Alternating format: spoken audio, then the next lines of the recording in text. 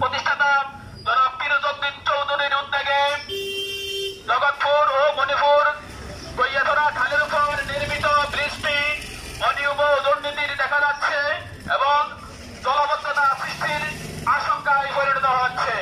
প্রিয় আমদানি ইউনিয়নবাসী, 2024 সালের বন্যার কথা আপনাদের স্মরণ পড়ে যদি আপনারা আগামীতে এই বন্যার কবল থেকে মুক্তি পেতে চান, এই এলাকায় যদি শান্তিমতো বসবাস করতে চান, 2024 সালের অন্ধকারে বাড়ির নিবন্ধিত হতে না চান, তাহলে আপনারা আসুন মানববন্ধনে যোগদান করে এর প্রতিবাদ করুন।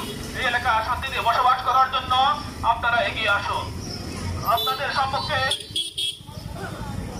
এখন বক্তব্য রাখবেন হাজিপাড়া সমাজ কল্যাণ পরিষদের প্রতিষ্ঠাতা অত্র এলাকার কৃতি সন্তান জনাব ফিরোজউদ্দিন চৌধুরী।